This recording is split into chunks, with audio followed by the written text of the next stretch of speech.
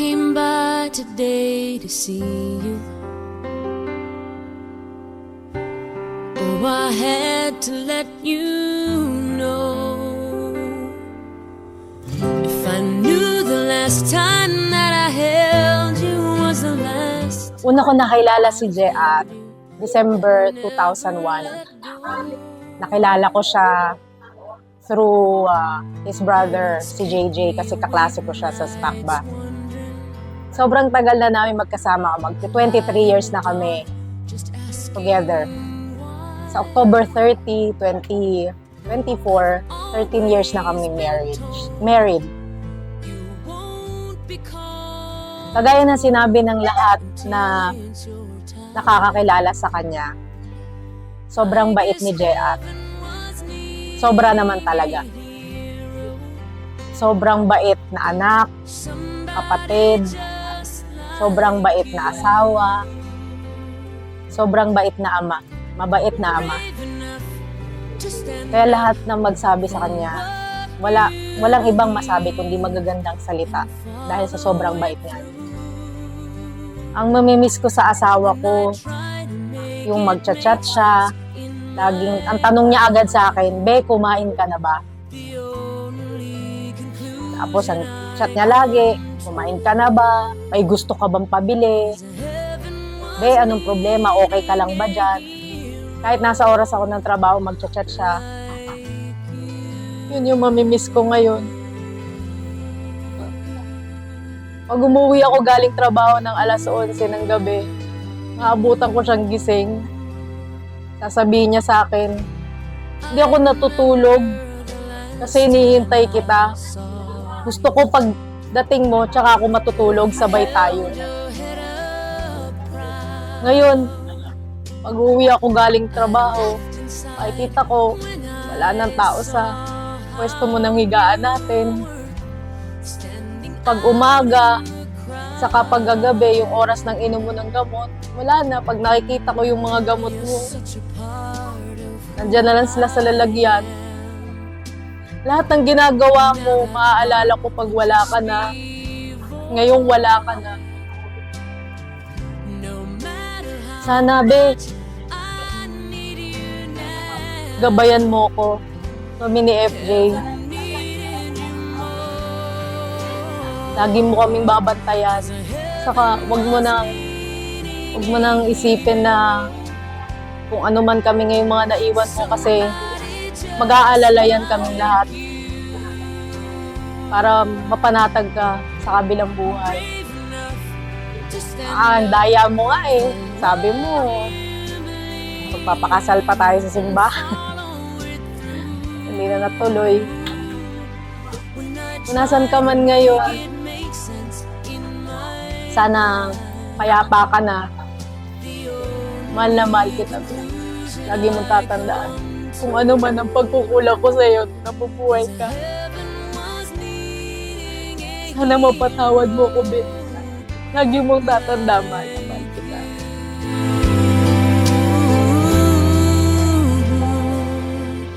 Yes, heaven was needing a hero. That's you.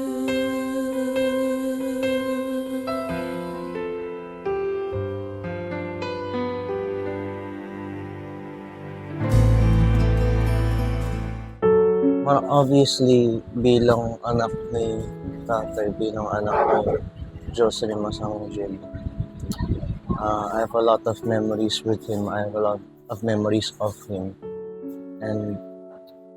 Pero sa tingin ko, sa lahat ng mga alaala ko, yung mga maliliit na bagay na aala ko sa kanya. Like, minsan niyayaya niya lang ako, "Nak, tara labas tayo, samahan mo." Yun yung mga naalala ko talaga sa kanya kasi kahit maliit lang na pangyari, maliit lang na moments, like small moments lang, parang fraction of our lives lang. Pero sila ang most memorable dahil nakasama ko siya ng months na enjoy ko ang time na kasama siya kahit kahit wala kami masyadong ginawa nung araw. Like, kahit parang sa tingin ng ibang tao, ang mundane nung ganun, nung araw na ganun, para sa akin, okay na. Para sa akin maganda na kasi nakasama ko siya. At na-enjoy ko dahil nandun siya. Dahil kasama ko nga siya nun.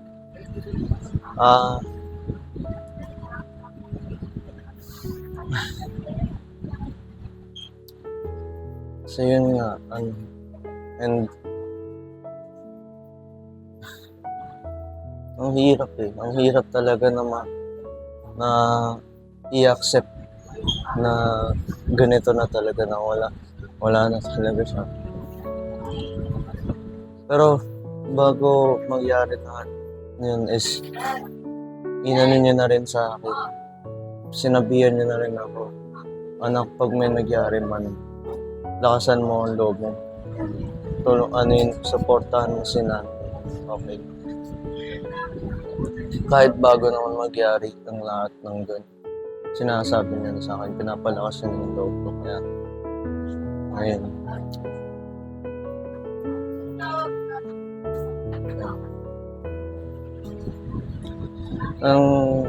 I guess ang last kong sasabihin is maraming salamat din. Maraming salamat sa lahat ng ginawa. Maraming salamat dahil nandito ka para sa amin.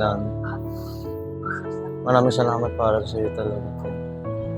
Kung nasaan ka man ngayon, kung saan ka naman papunta, sana'y maliwalas na ang pakiramdam. Sana hindi mo na mararamdaman yung sakit ng katawan mo.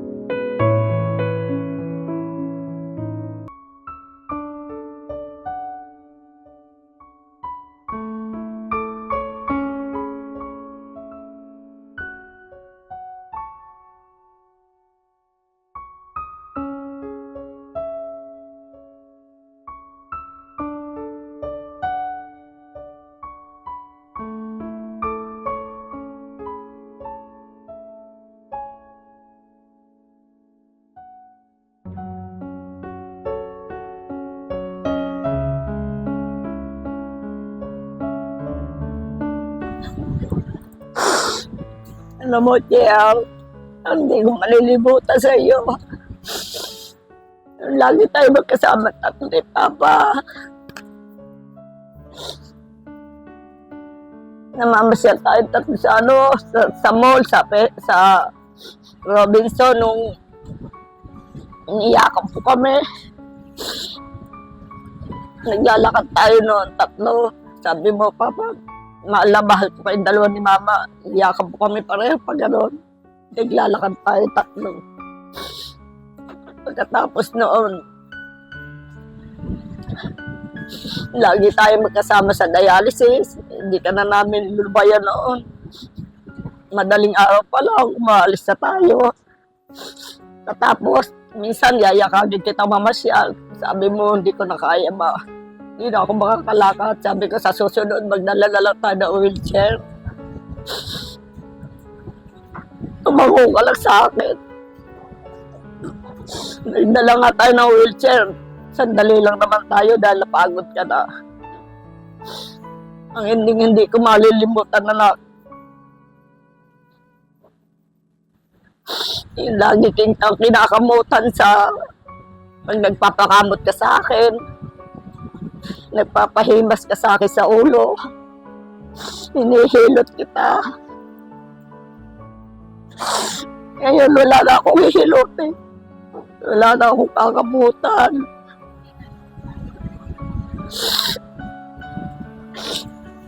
Mahal na mahal ka namin, JR. Alam ko naman kung saan ka dadalhin natin, Panginoon, dahil napakabait mong bata. Kahit kailan, never mo kami sinasagot.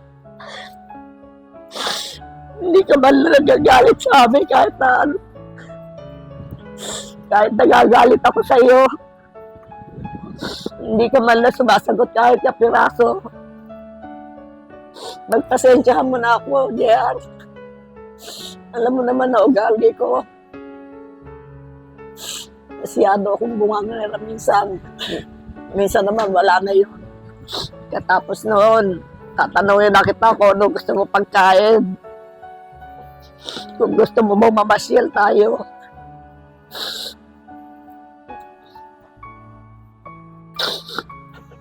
Sana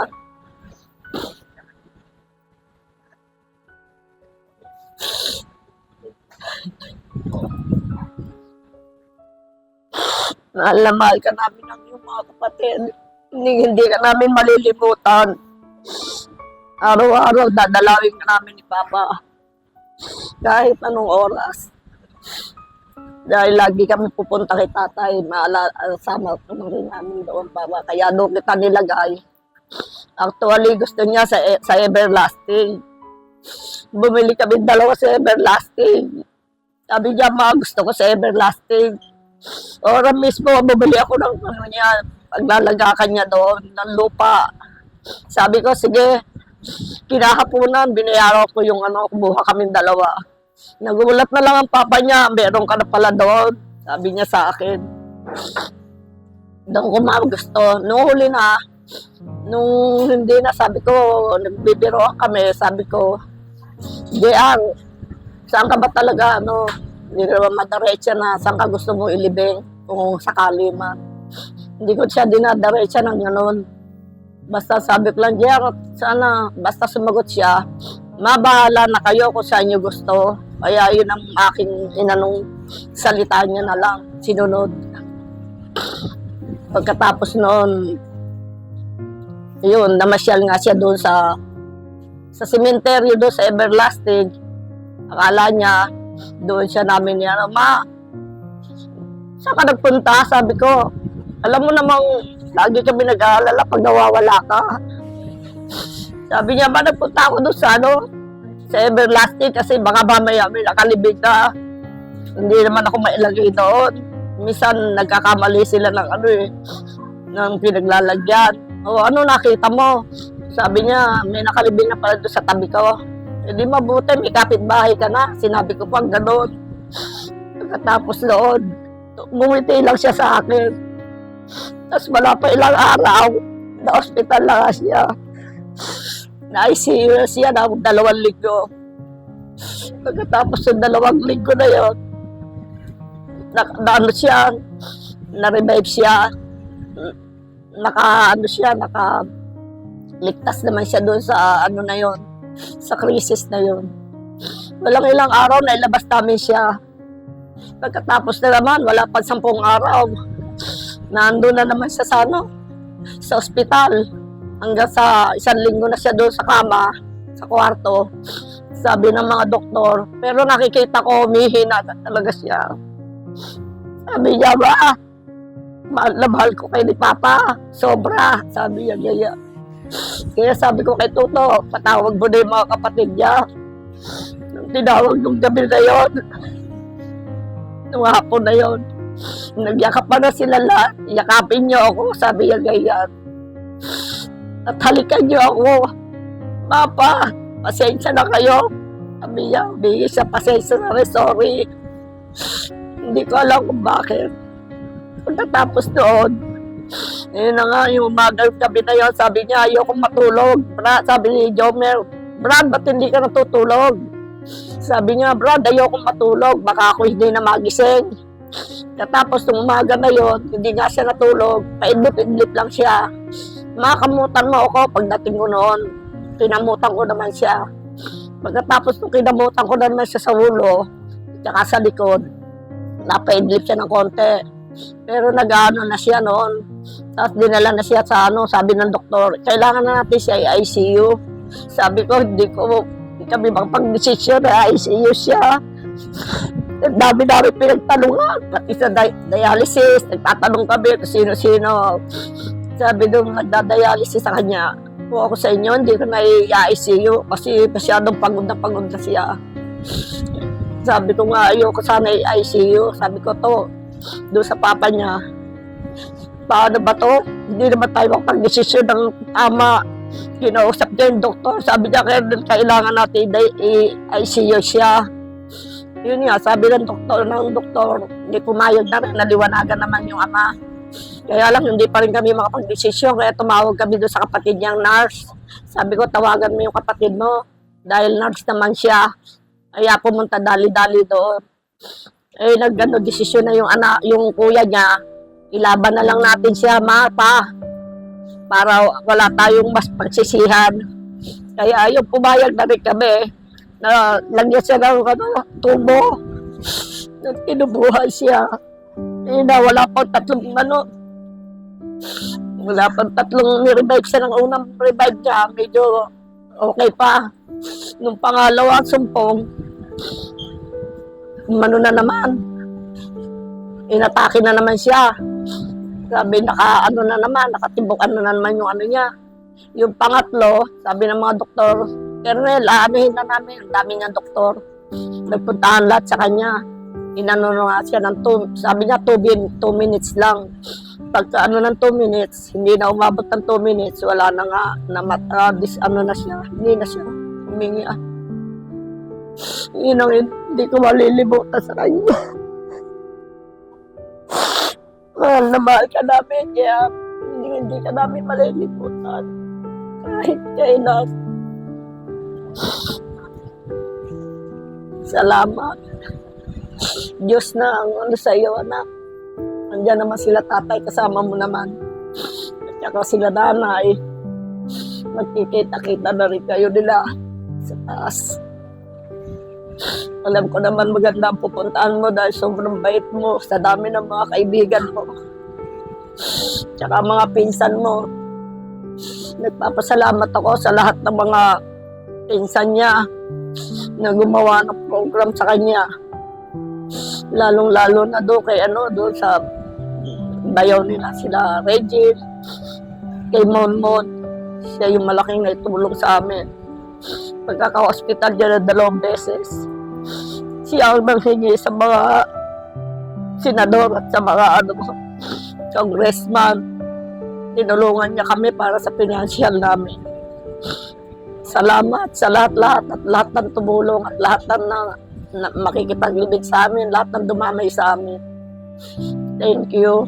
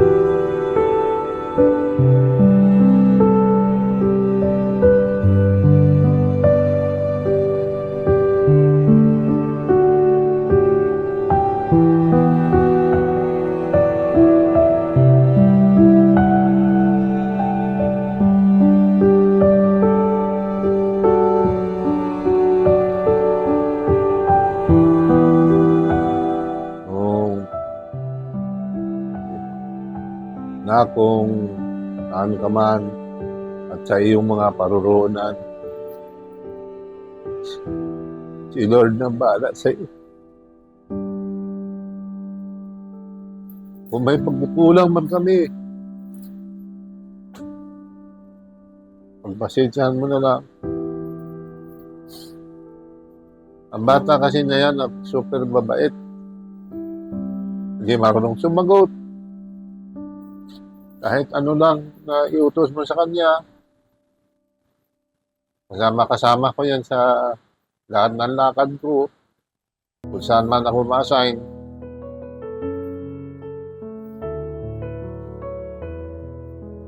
Kasama ko siya nung sundalo pa ako.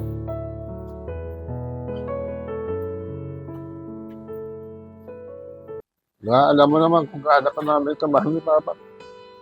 Mga kapatid mo. Ayaw kong mag-isa balagi sa kwarto kasi naririnig ko lang yung mga past mo. Naturuan mo akong maging mabait. At ilang panahon na pinagsamahan natin dalawa, na nating pamilya, lahat ng outing natin, magkasama tayo.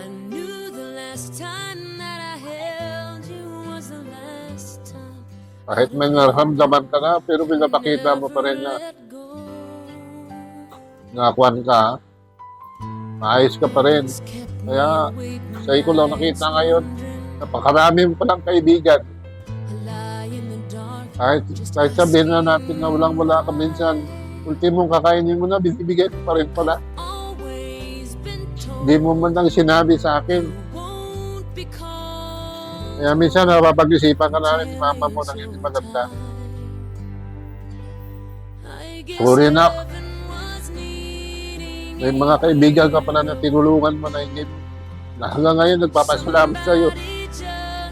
Dinugtungan mo yung buhay nila. Kayo lang alam. Na magulang ko, hindi nga ako umiyak na.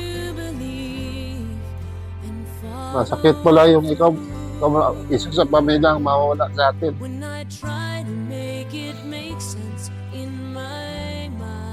At saan ka mga nga, hindi ka namin makalimutan mga kapatid mo. Yung pamangkin mo, hindi ka nga, 2 oras nga nangiiyak para sa'yo. Bakit mo daw siya iniwan? Hanggang-outing pa sana tayo. Sabi niya. Tutuparin ko pa rin yung ka. Kasi pinangako mo pala sa pamangkin mo yan na si Lulo, sabay mo mag-birthday. Sabay mo pala siya mag-birthday nung dapat may plano pala kayong dalawa. Ang tawagan yung dalawa ay busy.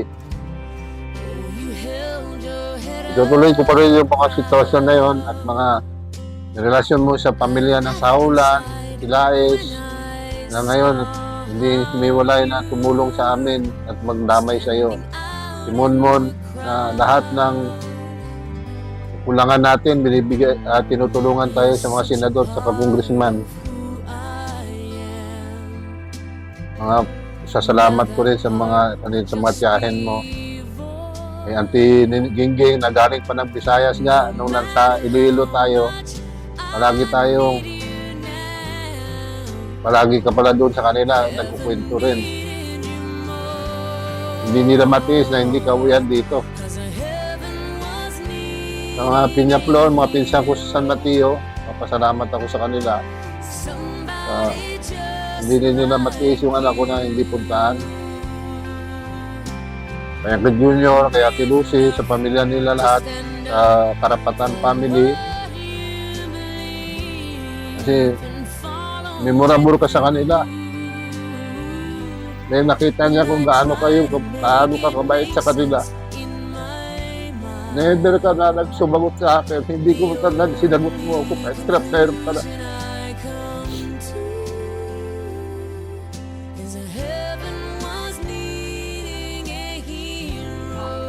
Marami kang memories na hindi ko na matandaan lahat.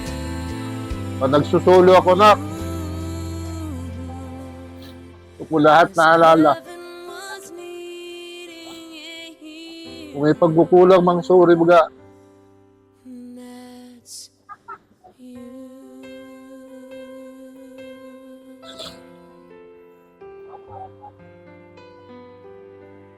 Salamat sa mga tinuro mo na kahit paano may nakuha akong aral sa iyo. Kahit yung mga nagagalit ako, ikaw mismo nagpukan sa akin. Kaya pala hindi ka sinabi mo sa akin, i-relay ko sa mga ibang kapatid mo pala, magpapaalam ka na pala. Yung mga retirement ko, kung ano mangyari sa akin, ikaw pa nagsasabi na pa, ikuan mo sa mga kapatid ko. Pero hindi ko naintindihan na mayroon ka pala pinapahiwatig sa akin. Na ikaw mag-asikaso sa akin. Oh.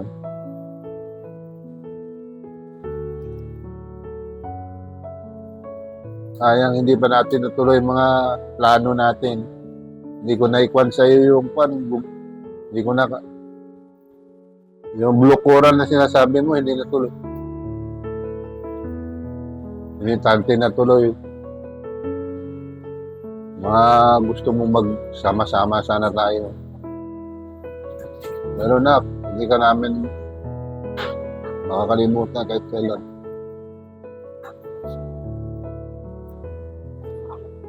Thank you. Salamat, Nak.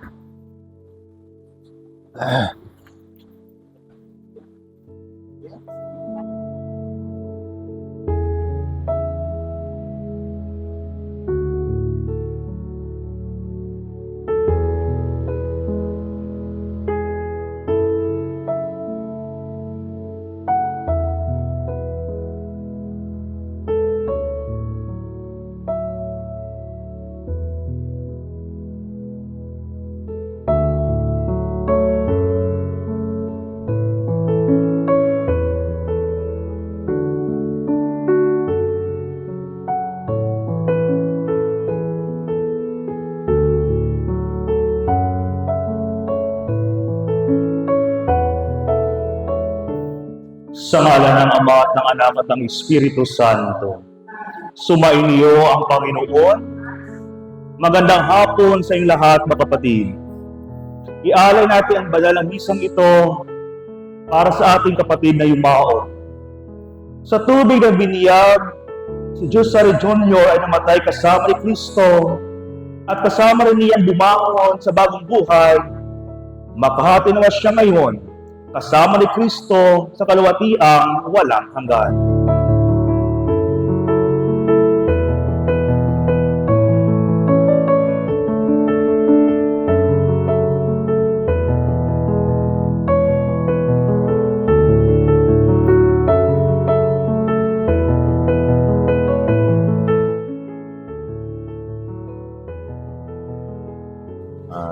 Ako nga pala yung youngest brother ni Jan Masamya. Pinaka memories ko kay Utolis. Halos lahat ng buhay ko kasi lagi siyang kasama sa buhay ko. Ultimo, nagkaroon siya ng sakit.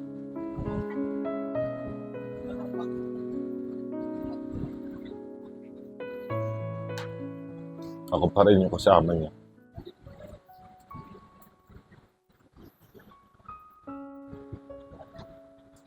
Sa ospital, ultimo pag tatapos na itong huling hininga niya, ako pa rin. Hindi, lahat naman kami kasama niya. Pero siguro happy memories ko sa kanya is yung siya yung partner in crime ko sa lahat ng bagay. Siya yung nasasandalan ko pag may problema ako, nasasabihan ko.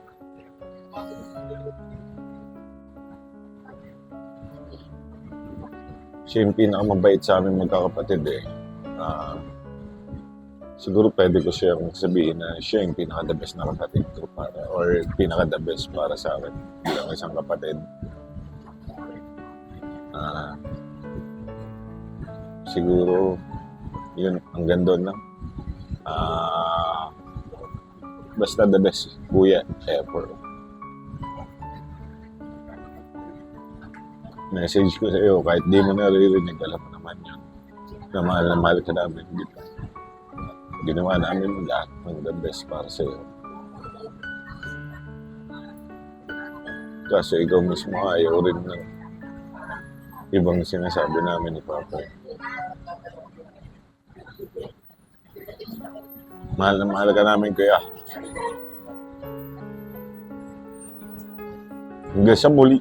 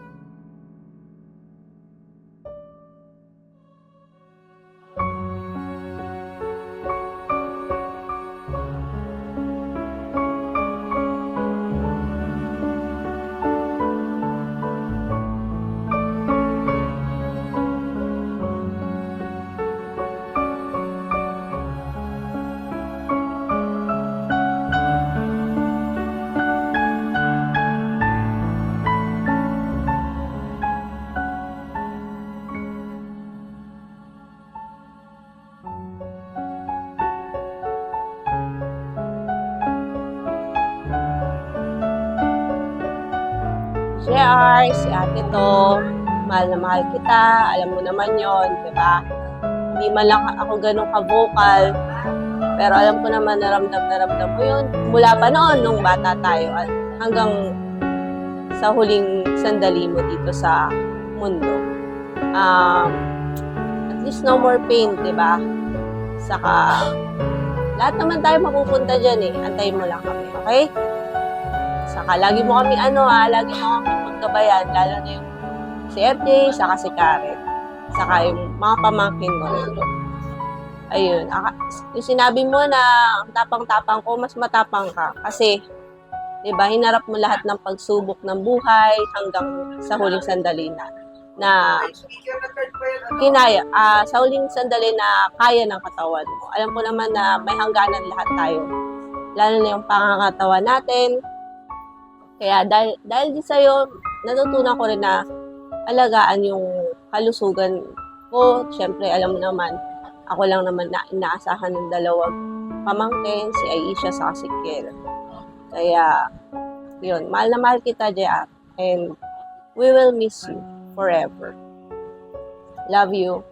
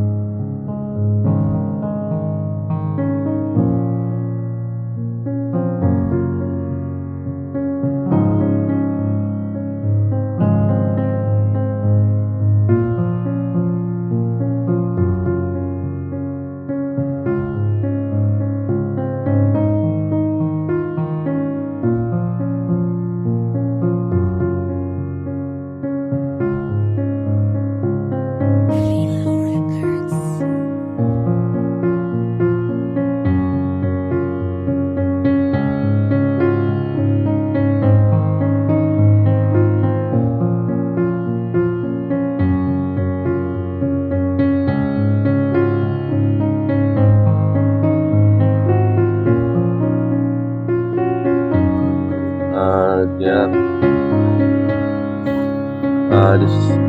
Ito na yung final minutes mo. And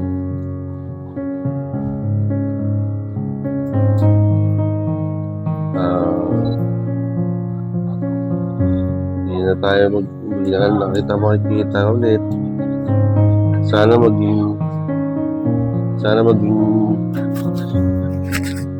ano na dyan sa nasan naman ngayon. Napakahirap para sa amin na sana maging masaya ka ngayon sa kinalalagyan mo at maging okay yung nararamdaman mo na wala ng sakit, at peace ka na kahit mahirap, wala eh, kailangan namin matanggap.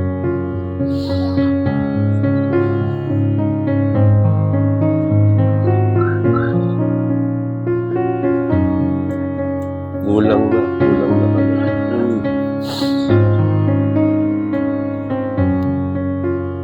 Mahal na mahal ko namin.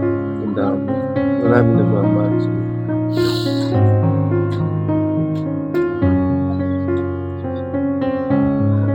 Salamat sa mga panahon na walang masaya.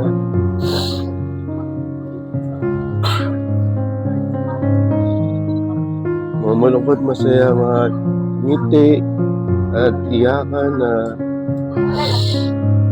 kahit sa maikling panahon, nakasama ka na.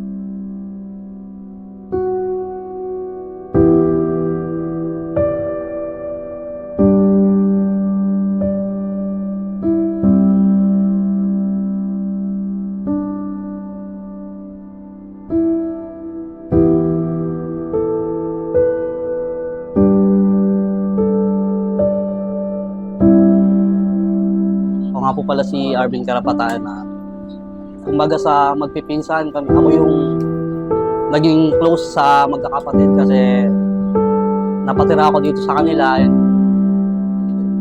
Sa trabaho, siya din ang naging kumbaga kinuha niya ako sa trabaho na nagiging daluyan ng biyaya para sa pamilya ko ngayon. Ang masasabi ko lang kay Kuya Jerry, sobrang napakabait na tao. Mais makisama sa kapwa. Kung sa diskarte at diskarte lang din sa para buhayin ang kanyang pamilya, sobrang bilib ako sa kanya kasi danas ko yung hirap niya, yung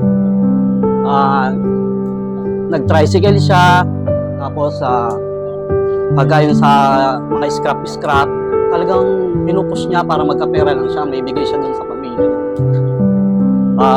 Yung bad side nga lang, yung sa pagkakasino niya, talagang nakikita kong bad, pero ang pinagkukunan lang niya ng lakas makakuha din ng pera para may bigay siya sa pamilya, kay FJ, kay Ate Karen. Kaya ang sabi ko nga ngayon na wala siya, yung pagiging madiskarte niya para maibigay niya yung pagmamahal niya kahit wala siya, kaya niyang gawin kumbaga ipaparamdam niya yung pagmamahal. Sabi ko nga dun sa naging message ko sa kanya sa Facebook, yung pagtitiwala at saka pasasalamat kay Kuya JR dahil binigay niya yung kumbaga sa pagbuhay niya sa akin sa trabaho, pinagkatiwalaan niya ako. At yun lang po. Maraming salamat.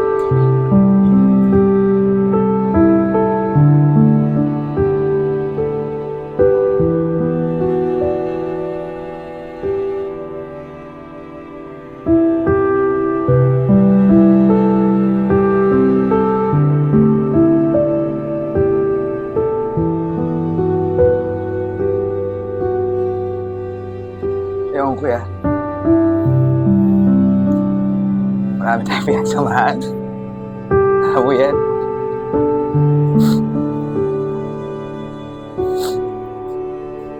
Parang naging pangalawang kuya ko na yan. Kuya Jia. Lagi niya ako sinasama. Noon, nung bata pa ako. Madalas niya ako sinasama. Kung saan-saan. Pag Christmas, pag New Year. pag trip kami, yan. Kahit pag-undas, nasama din ako sa kanya. Kaya nga lahat ng mga tao sa paligid niya, kilala ko, sa family nila Ate Karen, kilala ko sila. Kasi lagi niya ako niyayaan, Brad, taka dito, ganyan. Maraming pagkain dito. Salo-salo tayo. Isa sa hindi ko makakalimutan yung siguro last year yun. Nagda-dialysis na siya. Sabi niya sa akin, drive tayo. Yun yung mga panahon, kaya niya pa magmotor. Malakas pa siya. Ride tayo. Kaming dalawa yun, saka si FJ kasama niya. Saka yung wife ko kasama ko. Tapos, nagmotor kami, akit kami Tagaytay. Ano lang kami, mabagal lang yung takbuhan namin. Eh sabi niya sa akin, Brad, dahan-dahan lang tayo ha. Gusto ko kasi ma-enjoy yung moment namin ni FJ. Yung magkasama kami kasi sabi niya sa akin, baka huli na to eh. Yun na sabi niya sa akin. Pero ano yun eh, nung time na yun, pahinto-hinto kami. Kasi napapagod siya. Sabi, Brad, pahinga muna tayo. Medyo napapagod ako. Pero layo nang inabot namin, umabot kami na nasugbo nun, nagmumotor. Umakay pa kami ng gabi. Ang gabi yun nung nagkayayaan kami. Yun yung isa sa mga memories na hindi ko makakalimutan sa kanya nung nag-ride kami. Parang yun na yung last na nagmotor sila ni FJ. Na nakaangkas siya. Tapos, yun sinabi niya, baka last na moment na namin to. Na last year pa yun. Kasi nung sinabi niyang idadialysis na siya, parang nag-lose na siya ng hope eh. Sabi nga niya nung unang dialysis niya, parang ayaw niya na daw. Kasi pakiramdam niya nung unang dialysis niya, pakiramdam niya mamatay na daw siya. Diba sabi niya yun? Pero sabi namin, lagi natin sabi, kuya, laban lang yan. Laban lang.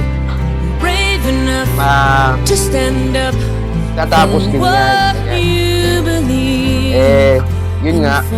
Sabi niya nga sa akin, noon, kasi dapat, Kuya Jom, nag-ano ka sa donor. Sabi niya sa akin, hindi ko rin makalimutan yung sinabi niya sa akin. Sabi niya sa akin, kasi parang ayoko maging burden sa mga kapatid ko. Ayoko maging pabigat sa kanila. Kasi kasalanan ko naman to eh. Katawan ko to, sinira ko to, parang sabi niya gano'n. Tapos magiging burden pa sa mga kapatid ko. Kaya ayaw niya pumayag doon. Yun yung sinabi niya sa akin na nung nag-offer na si Kuya John na yung kidney niya, magiging donor siya. Yun yung dahilan niya na kaya ayaw niya tanggapin. Kasi ayaw niya maging burden sa mga kapatid niya. Sobrang bait ni Kuya Jay, ha? Nung estudyante pa lang ako, madalas niya kami nililibre. Madalas kami kumakain sa binyan, sa Amolot. Lagi kami nakakain to pagkatapos namin mag-Dota, computer sa panaglanan eh. Mag-Dota, mag-kwentuhan. Kada gabi maghahanap kami ng food trip. Abot din na kami binyan, Santa Rosa. Yun lang. Saka pag New Year, lagi kami magkasama niya. Magyayaya, tara punta tayo Bulacan, doon tayo bumili. Madalas yan, hindi naman sa madalas, kasi pag hindi naman yearly nagpupunta kami Bulacan. Siguro ilang beses lang. Naisipan lang, kasi pag pupunta kami Bulacan, dapat nabibili namin marami. Sayang naman yung biyahe kung ilang paputok lang. Nung kumuha kami kami ng motor. Kung ginawa ko yung motor ko, sinamahan niya rin ako. Na, si Kuya JR, pag humingi ka ng pabor sa kanya, hindi ka niya tatanggihan. Minsan nga, pag aabutan mo, ayaw niyang tanggapin.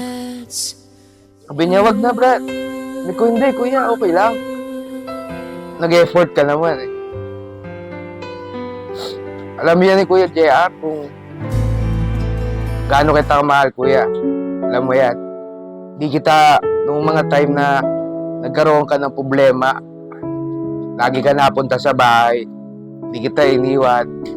Nung nasa Binyang pa kami, lagi ka napunta nun. Di kita iniwan. Sabi mo, labas tayo, mag-beach tayo noon, baka sakaling para ma-unwind.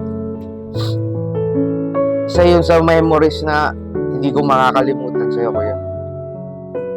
Sensya ka na. Gusto ko man dumalaw, kaso iniiwasan na baka magkasakit ka, mag-progress yung pneumonia mo kasi galing yung mga tao sa labas. Kaso nung dumalaw ako sa'yo nung Sunday, nasa ICU ka na, hindi ka pinapasok eh. Sensya ka na. Yun, kuya. Salamat.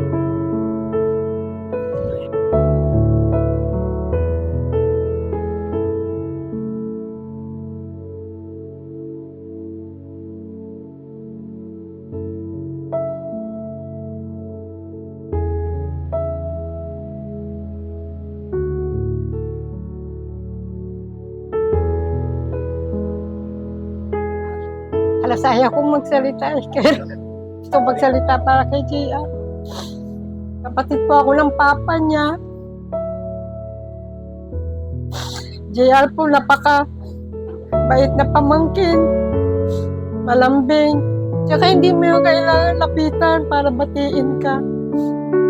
Lalapit at lapit sa'yo. Tita, kumusta ka na? Hanggang ngayon, naririnig ko pa yung boses mo, Ar. Hayaan mo, Ar.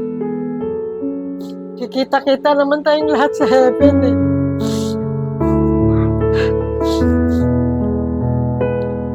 Masarap din naman ang buhay sa heaven. Wala na yung pain mo. Sa sakit mo. Basta gabayan mo lang lagi yung pamilya mo. Si FJ, si Karen, at saka yung mga magulang. Lagi mong ibulong sa kanila na huwag mag-alala kasi nandun ka naman kay Lord.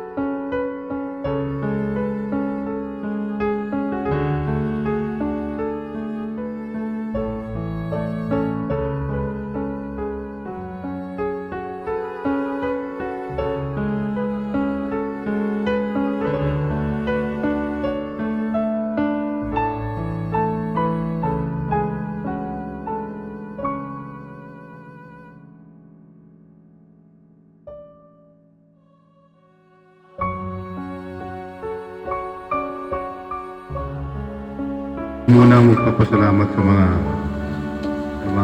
umaten at nakikiramay, friends and relatives. Lalo na sa Panginoon natin.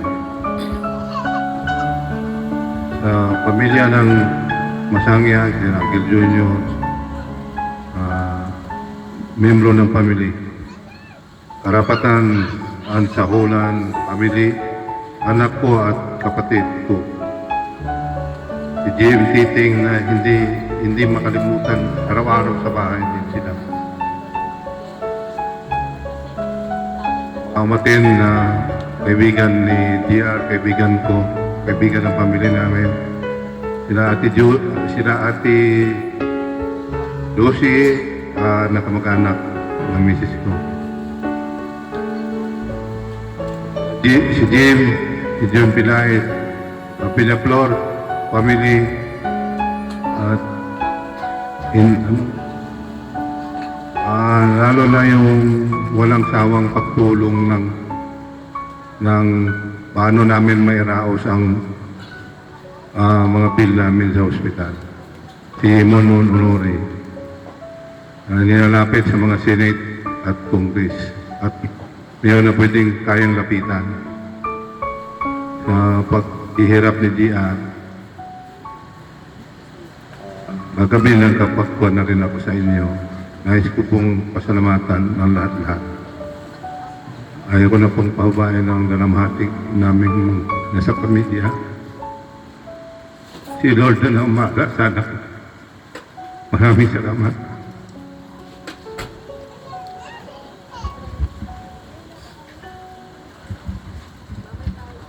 Next, may we go on the presence of the Mother, Ma'am Lolita Masangya.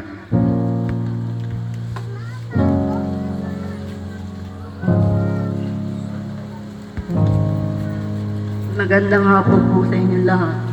Ako po ay nagpapasalamat sa lahat ng narito. Sa lahat po ng dumamay sa amin. Sa araw-araw.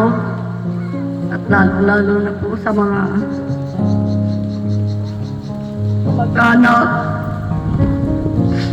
kamag-anak ng aking asawa, kamag-anak ko, mga kapatid ko, mga tiyuhin namin, mga tiyuhin ng aking asawa, mga kapatid niya.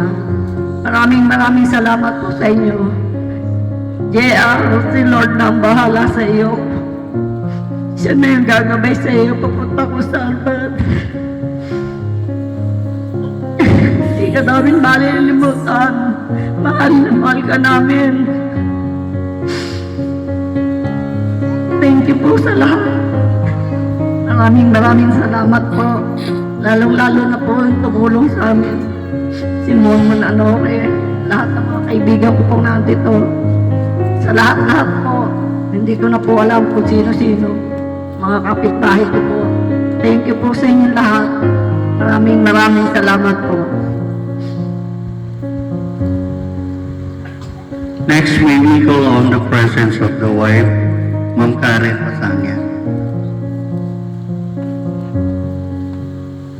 Magandang hapon po sa inyong lahat. Sa ngalan po ng aming pamilya, maraming salamat po sa pakikiramay niyo sa aming pagdadalamhati sa pagpanaw ng aking asawa na si JR.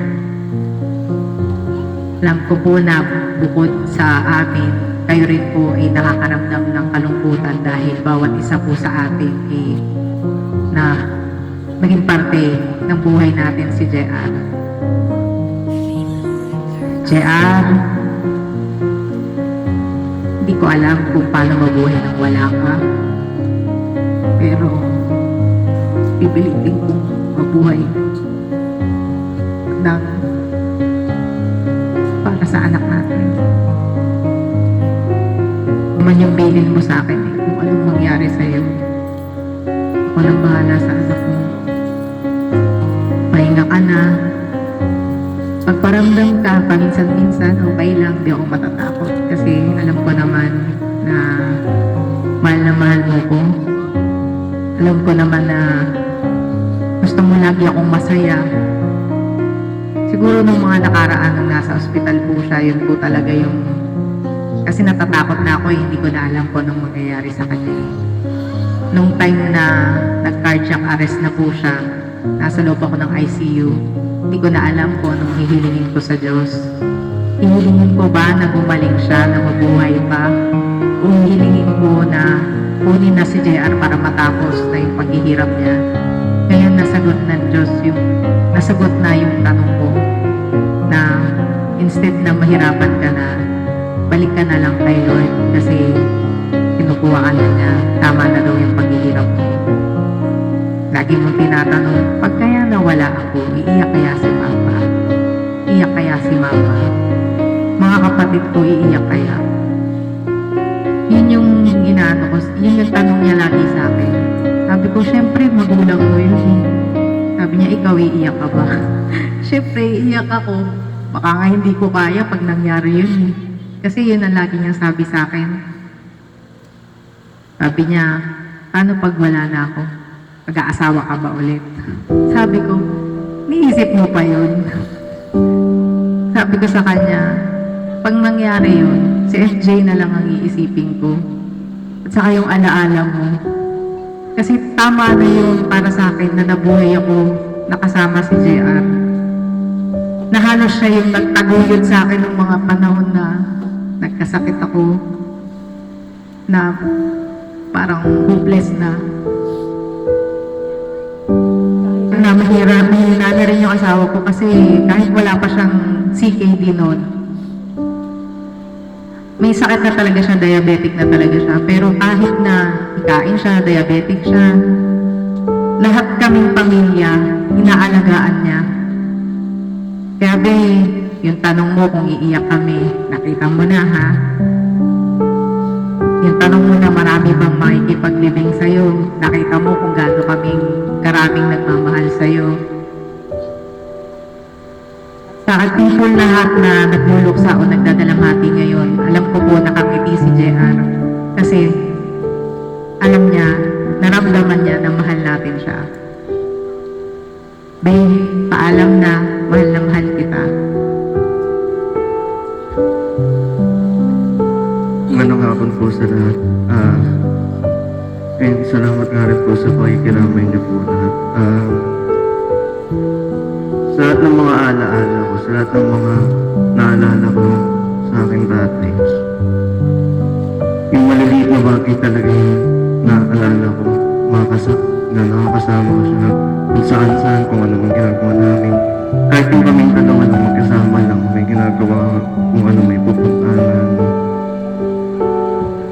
Sa mga pangyayaring ganun, sa mga instance na nagyari yun, na nung nakasama ko siya sa ganun na sa labas, na-enjoy ko talaga na kahit simple lang, kahit ganun lang, masaya pa rin nakasama siya. At talaga din. Salamat dahil nandito ka. Salamat sa lahat ng ginawa mo, kahit maikli lang, kahit hanggang ngayon lang. Salamat pa rin dahil nandito ka pa rin.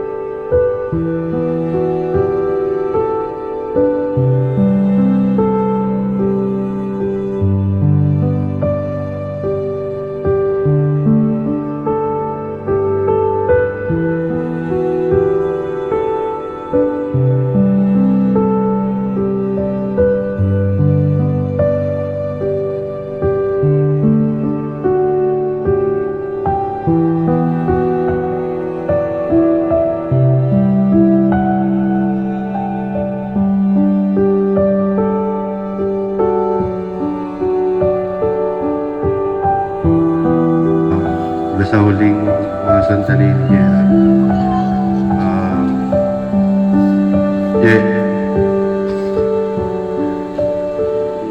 Di na kami kompleto.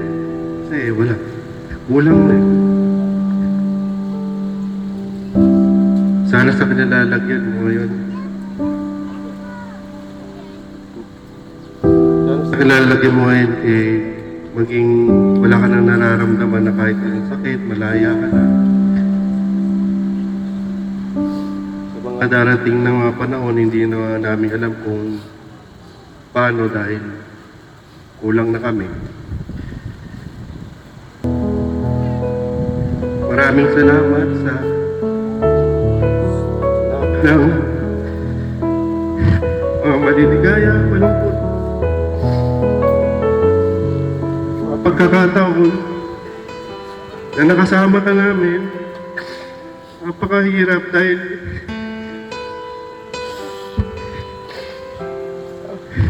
mas matanda ako sa iyo pero lang napapansin. I came by today to see you. Mahal na mahal ka na.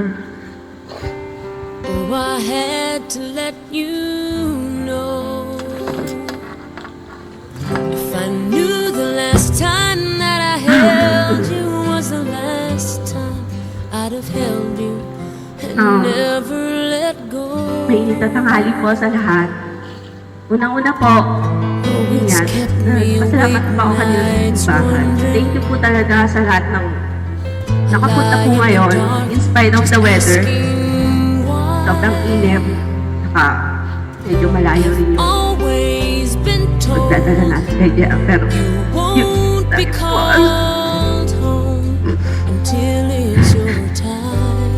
this year is depression. Para tama ko kami na yan. Somebody just like you, brave enough to stand up for what Sa support you po, lalo na believe sa and follow it through. mga kapatid ni When Mama I sa try to pag-support na kasi make it make sense in o my yung sister mind, yung sa the only Wala po kapatid na conclusion babae. I Kaya come to, sa inyo ko nakikita, nararamdaman yung heaven was sisterhood. Although needing a may mga kapatid na po akong babae dahil po sa mga kapatid ko na lang. like you. Thank you rin sa inyo. Then,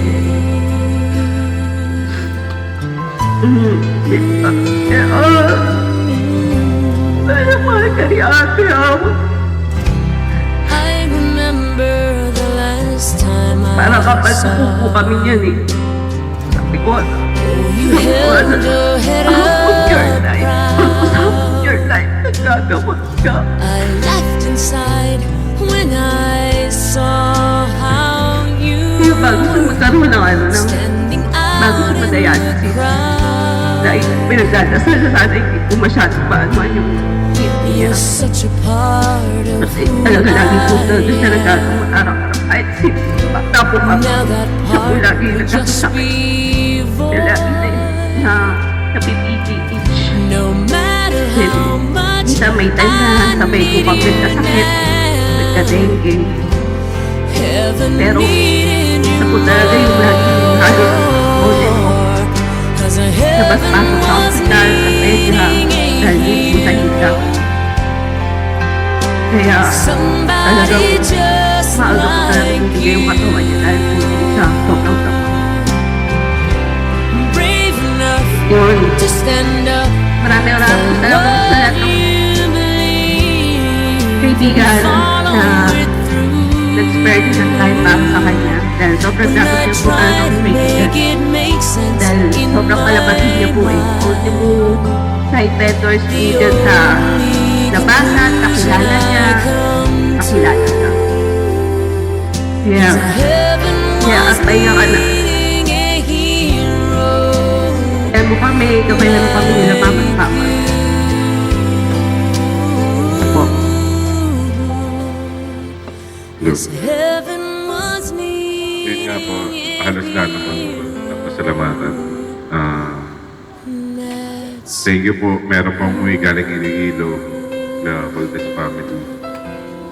Thank you po kay Tita Lucy, kila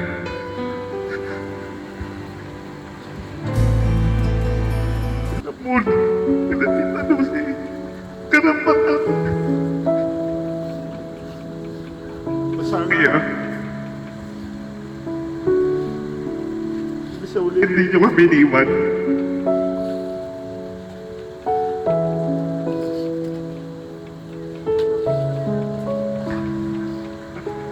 Kita naman ako, witness naman ako kung gano'n siya kabait sa lahat sa inyo. Kaya nakirami sa amin.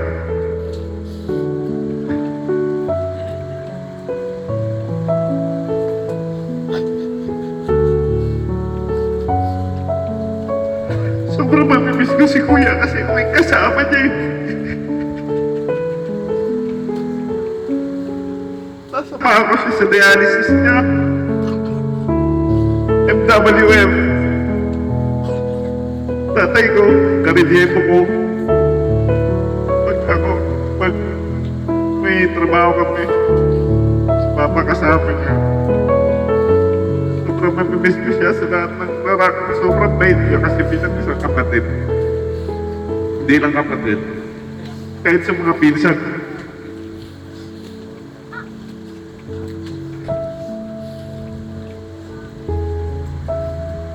Ang hirap lang tanggapin.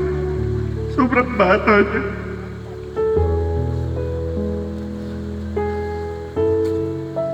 Kalahati pa lang ng limit ng tao.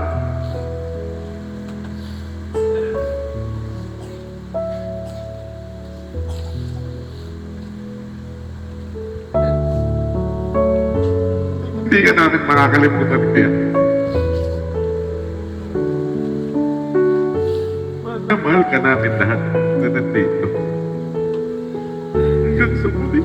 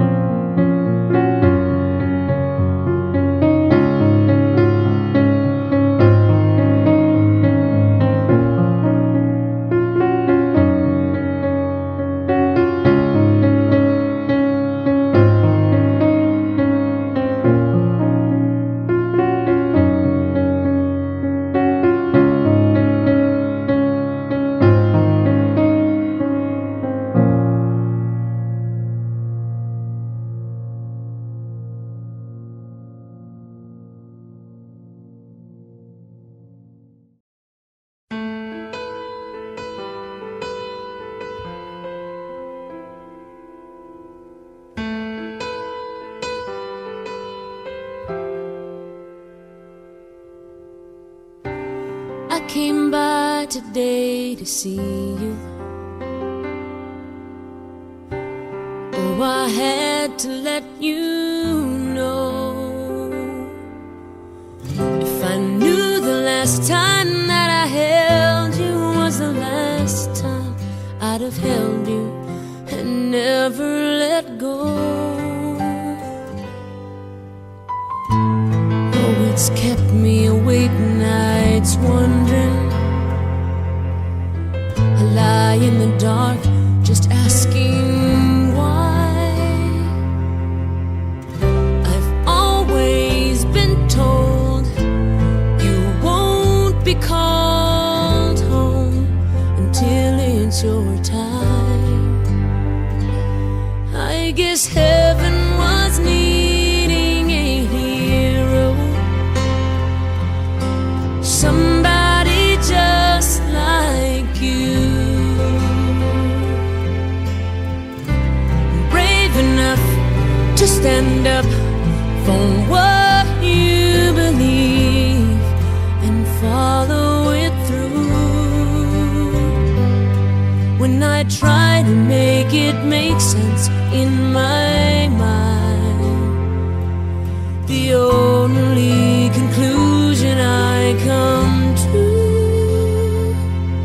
is heaven was needing a hero like you.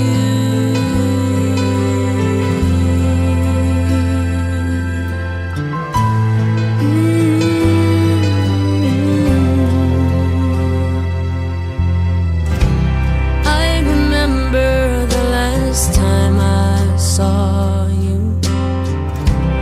Oh, you held your head up proud. I laughed inside when I saw how you were standing out in the crowd. You're such a part of who I am. Now that part will just be void. No matter how much I need you now, heaven needed you more. 'Cause heaven was needing a hero, somebody just like you, brave enough to stand up